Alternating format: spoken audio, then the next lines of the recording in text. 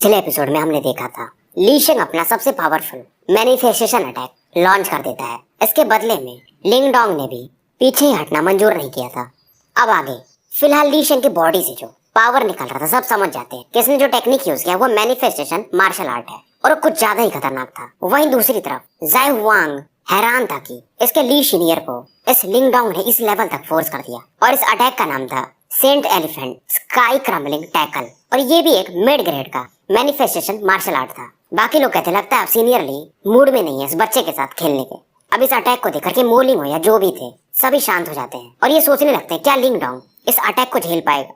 लिंग डोंग भी अब सीरियस हो चुका था और इसे समझ में आ गया था कि इसका ये जो अटैक है ये आराम से जो लांगटियान के पास मैनिफेस्टेशन मार्शल आर्ट है hand of the universal emperor उसके बराबर का होगा। और क्योंकि ली शेंग लांगटियान से भी ज्यादा पावरफुल है तो ये अटैक और ज्यादा बड़ा था। पर लिंग डोंग बिल्कुल भी घबरा नहीं रहा था और इधर ली शेंग ज्यादा टाइम देना नहीं चाहता था तो ये अपने अटैक को लिंग डोंग की तरफ बढ़ा देता है। और इस समय इस अटैक से मानो एक हाथी के चिल्लाने की आवाज आ रही थी और इसमें से जो लाइट निकलती है बहुत तेजी से लिंग डोंग की तरफ बढ़ने लगती है और जहां से भी जायंट एलिफेंट गुजरता था वहां का जो स्पेस था वो अपने आप कोलैप्स कर जाता था। इधर लिंग डोंग अपने प्योरिटी स्काई वंडर स्टेप से थोड़ा पीछे हटता है। पीछे हटते हटते ये कई सारे हैंड सील्स भी बनाता है और तुरंत इसके बॉडी से युवान पावर निकलने लगता है और ये अपना attack heavenly finger first finger imprisoning the world use करता है। और इसका अटैक और वो लार्ज एलिफेंट दोनों एक दूसरे से टकराते हैं पर लिंग डोंग का ये हेवनली फिंगर अटैक डिस्ट्रॉय हो जाता है। इधर लिंग डोंग पीछे से heavenly finger second finger attack और थर्ड फिंगर अटैक दोनों एक साथ लॉन्च कर देता है। एक के बाद ये एक दोनों अटैक इस डोमिनेंट एलिफेंट से टकराते हैं। अब इस एलिफेंट का ऑरा भी पहले से काफी कम हो चुका था और चारों तरफ शॉक वेव्स फैल रहे थे। इधर ली शेंग भी देखता है इसका अटैक अब लगभग खत्म हो चुका है। ये समझ जाता है कि जो लिंग डोंग का मार्शल आर्ट है ये इसके सेंट एलिफेंट से भी ज्यादा स्ट्रॉन्ग है। इसके अंदर लालच आता है कि अब कैसे भी इसे लिंग डोंग के आर्ट को हासिल करना ही पड़ेगा। ये अपने ऑरा को मैक्सिमम तक पुश करता है और ये जो एलिफेंट का ऑरा बचा हुआ था इसमें ये अपनी एनर्जी को पोर करने लगता है। अब इसमें शॉक वेव्स और ज्यादा फैलने लगे थे। लिंग डोंग के जो दोनों फिंगर अटैक थे कोलैप्स करने लगते हैं और इस समय ली शेंग इससे कहता है बच्चे इस बार तुमने गलत पंगा ले लिया था, अगले जन्म में इस चीज को याद रखना। अब लिंग डोंग देखता है इसके दोनों अटैक और भी डिस्ट्रॉय हो चुके थे और ये एलिफेंट अटैक इसकी तरफ काफी तेजी से बढ़ने लगा था। लिंग डोंग फिर भी पैनिक नहीं कर रहा था। ये हेवनली फिंगर का फोर्थ फिंगर अटैक यूज करता है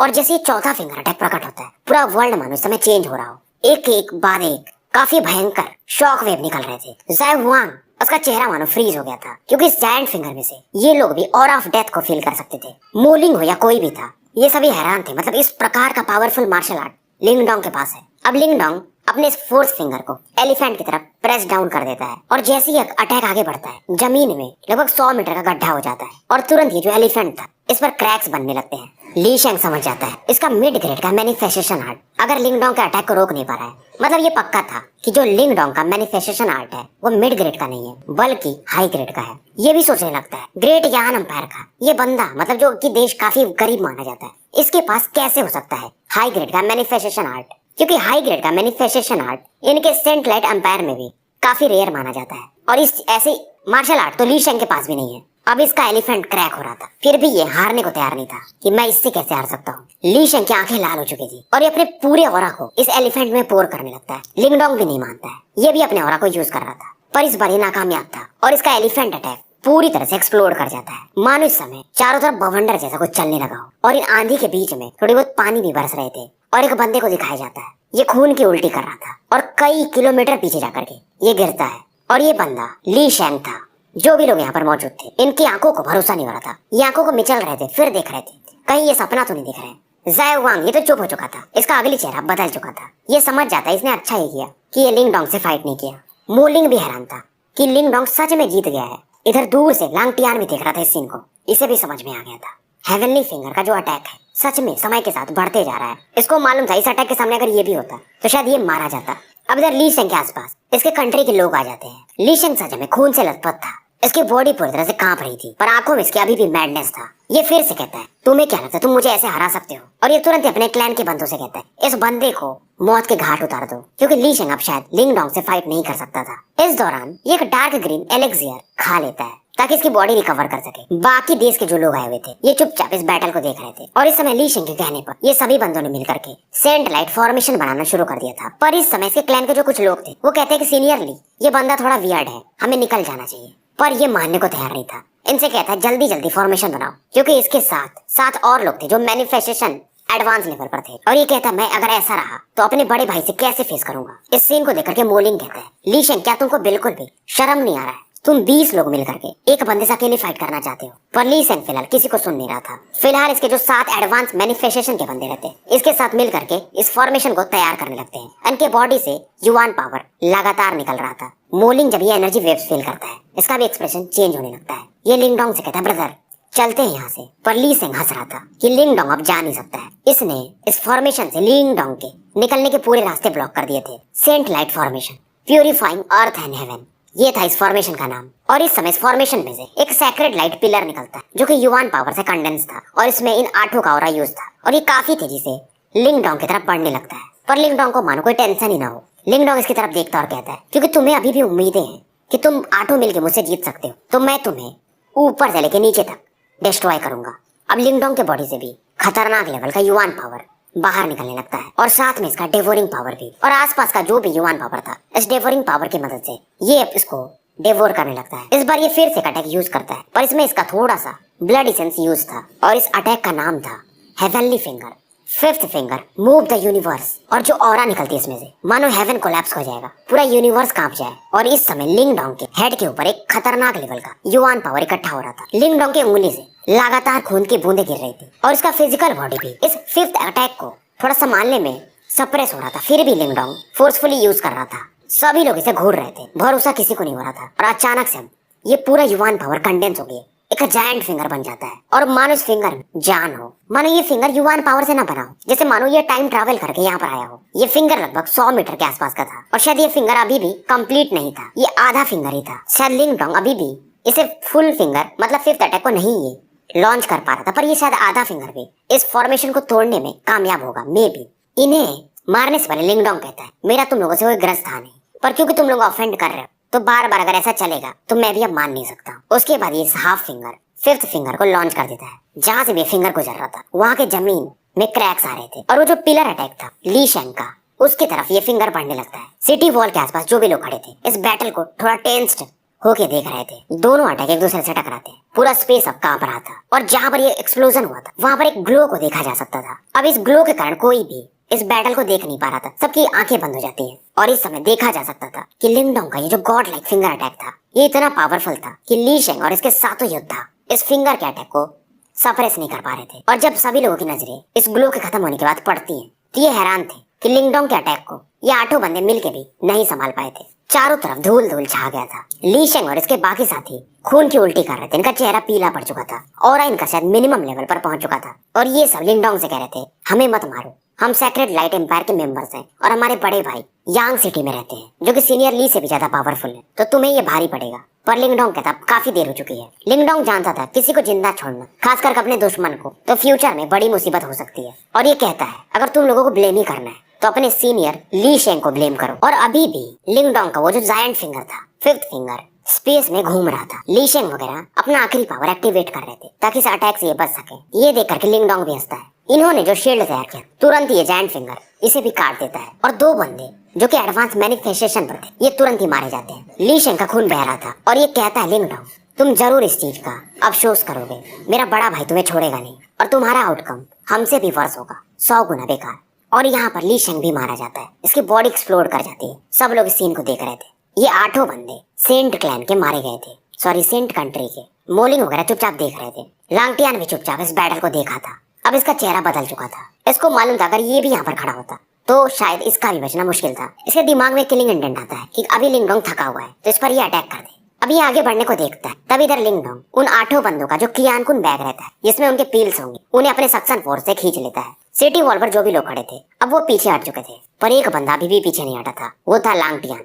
और लिंगडोंग भी इसे घूर रहा था और लिंगडोंग भी सोचता है कि ये सेक्रेड लाइट एम्पायर वाले बंदे तो ठीक है, पर ये लांगटियान इसके लिए बहुत बड़ा खतरा है। मूलिंग वगैरह भी जब इस सीन को देखते हैं इन्हें भी अब समझ में नहीं आ रहा था, और पर इन तीनों ने लिंगडोंग को ही चुना था। लांगटियान भी समझ जाता है कि लिंगडोंग तुम मुझे मारना चाहते हो, पर फिलहाल तुम अभी काबिल नहीं हो क्योंकि तुम अपनी लिमिट तक ऑरा यूज कर पाए हो। लिंगडोंग कहता है फिर देख लेते हैं। इधर ही अपने डेवोरिंग पावर से युवान पावर को लगातार अपनी बॉडी में भेज रहा था और इसका जो बैटल पावर खत्म हुआ था काफी तेजी से रिकवर कर रहा था। लगातार युवान पावर इसके बॉडी में एंटर कर रहे थे। जो भी लोग यहाँ पर मौजूद थे वो चौंक जाते। हालांकि अभी पीक तक नहीं पहुंचा था, फिर भी ये नॉर्मल स्टेट तक आ चुका था। लांगटियान भी हैरान था, ये बंदा इतना तेज कैसे रिकवर करता है। अब इसका प्लान फिर से फेल हो चुका था। पर इधर लिंगडोंग इसे कहता है, लांगटियान इधर आ जाओ, आज तुम्हें भी मार ही देते हैं। और ये तुरंत ही अपना जो गोल्डन प्लेटफॉर्म अटैक था लांगटियान की तरफ रूथलेसली लॉन्च कर देता है। पर फिलहाल लांगटियान पावरफुल अपने पैर के अटैक से इस गोल्डन प्लेटफॉर्म को लिंगडोंग की तरफ वापस फेंक देता है। लांगटियान पीछे की तरफ भाग रहा था, लिंगडोंग इसके पीछे पड़ा हुआ था। पर फिलहाल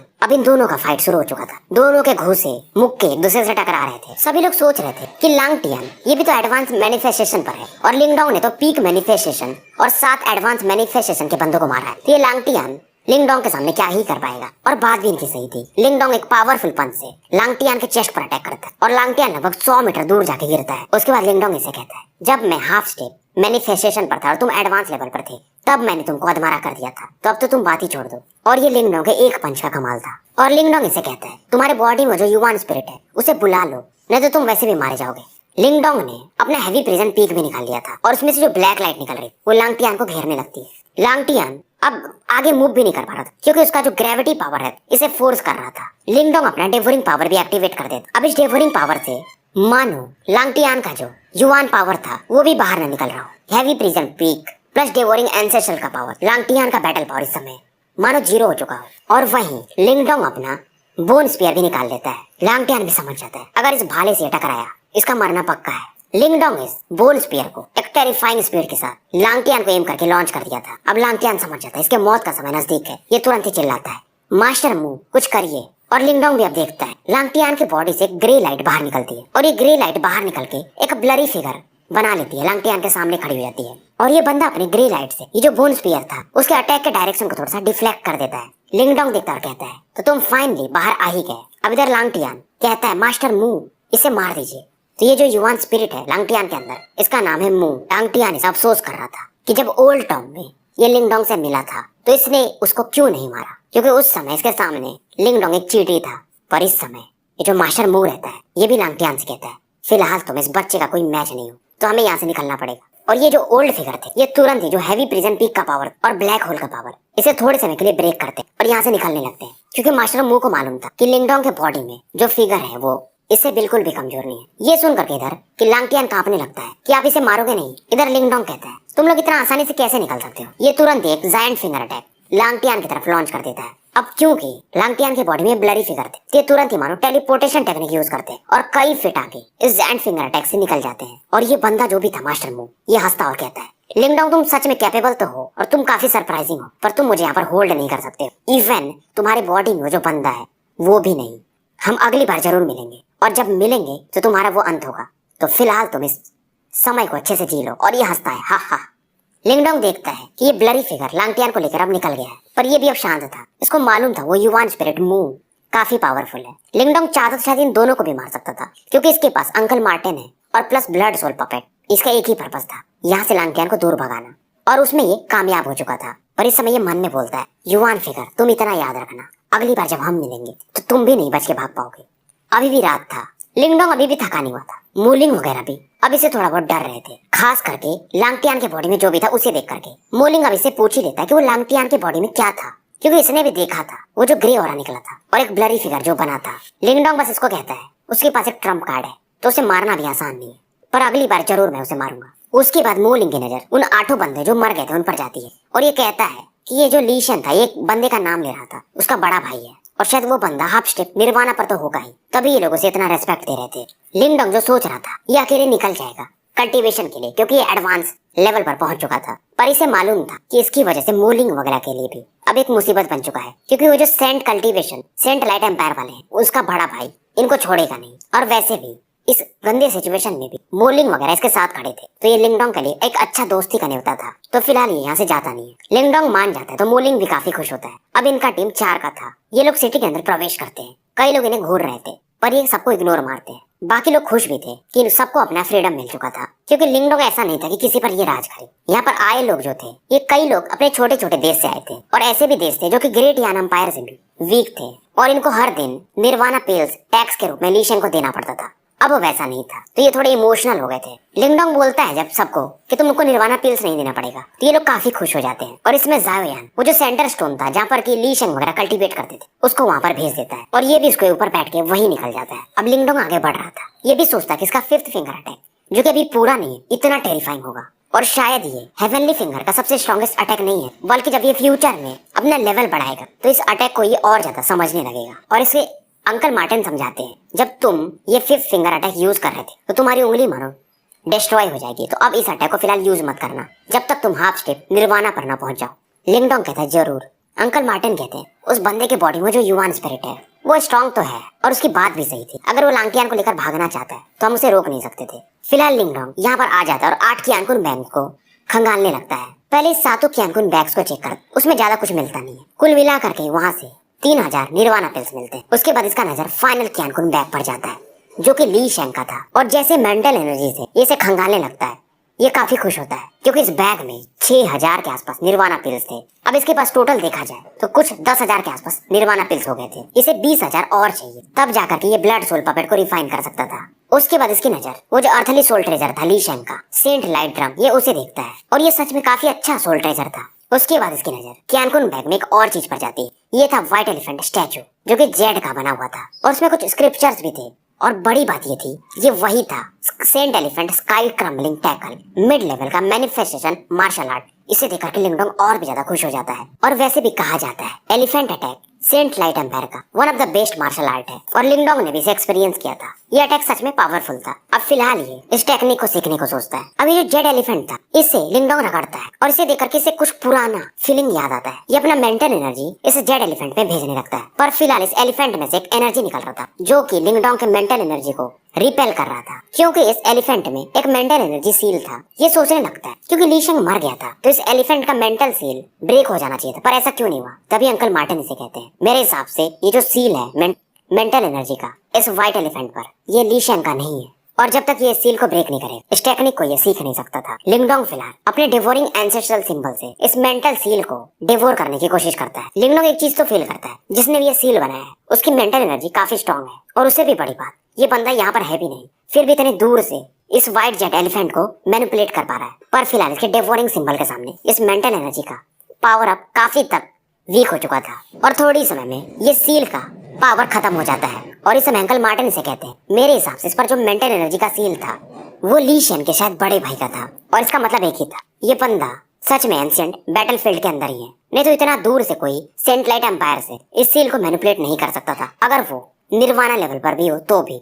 लिंगडोंग भी कहता है शायद सच में ली शेंग का बड़ा भाई एक पावरफुल बंदा है। अब इधर इस व्हाइट जेड एलिफेंट से एक लाइट बाहर निकलने लगता है, और ये शायद उस बंदे का ही ब्लरी फिगर बना रहा था। ये ली शेंग का बड़ा भाई था जिसने अपना मेंटल एनर्जी इसमें यूज किया था। ये कहता है मुझे नहीं मालूम तुम कौन हो, पर इसका बड़ा भाई अब समझ जाता है, यानी कि ली शेंग और उसके दोस्त मारे जा चुके हैं। और ये बंदा एक ही चीज कहता है, मुझे नहीं मालूम तुम कौन हो, पर तुमने हमारे सेंट लाइट एम्पायर को मारा है तो हम तुम्हें जिंदा नहीं छोड़ेंगे, बस वेट करना मेरा। लिंगडोंग शांत रहता है और अपने विंड अटैक से इस इमेज को डिस्ट्रॉय कर देता है। अब लिंगडोंग समझ जाता है ली शेंग का बड़ा भाई जान चुका है, पर लिंगडोंग जानता था अगर इसका भाई हाफ स्टेप निर्वाणा में है तो अंकल मार्टिन और ब्लड सोल पपेट की मदद से ये उसे भी हरा सकता है। और इसे मालूम था आज तक इसे बहुत लोग मारना चाहते हैं पर कोई कामयाब नहीं हो पाया।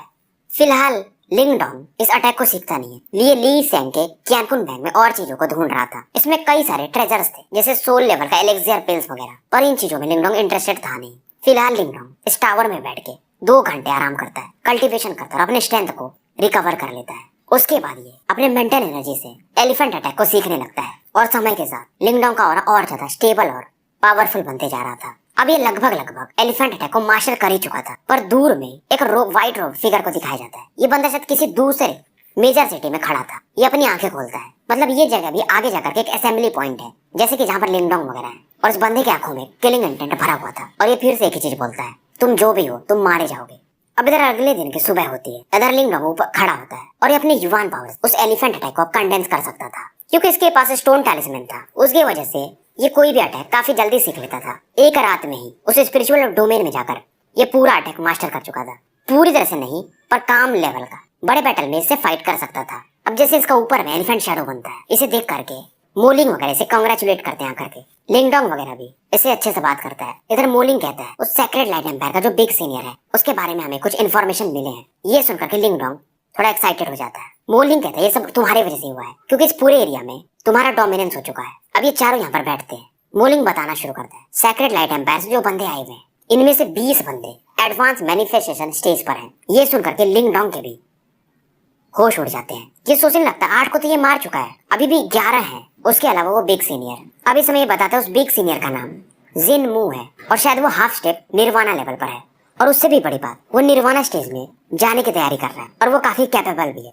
इन्हें भी मालूम था लिंग डोंग कितना भी स्ट्रॉन्ग हो, पर निर्वाणा लेवल के बंदे से फाइट करना असंभव है, क्योंकि गैप कहीं ज्यादा पड़ जाता है। क्योंकि निर्वाणा स्टेज प्रैक्टिशनर की बॉडी लिंग डोंग की, जो कि बॉडी काफी पावरफुल है, उससे भी कहीं ज्यादा स्ट्रॉन्गर होगी। लिंग डोंग पहले से जानता था ये जिन मू काफी स्ट्रॉन्ग है, क्योंकि उसकी मेंटल एनर्जी भी बहुत स्ट्रॉन्ग थी। और ये लोग बताते हैं कि फिलहाल जिन मू यांग सिटी में है। यांग सिटी एक अच्छा गैदरिंग पॉइंट है यहाँ से शायद निकलने के बाद, पर ये यहाँ से शायद 1000 मील की दूरी पर है। उसके बीच में भी कई गैदरिंग पॉइंट्स हैं। पर तभी डू यून कहता है फिलहाल अभी जिन मू वो किसी काम में बिजी है, तो हमको वो ट्रबल नहीं करेगा। ये बताता है जहाँ पर ये लोग हैं जिन्मू वगैरह, वहाँ पर और भी देश के लोग हैं, और ये किसी चीज के लिए कॉन्टेस्ट कर रहे हैं। वो है मिस्टीरियस एंशिएंट की।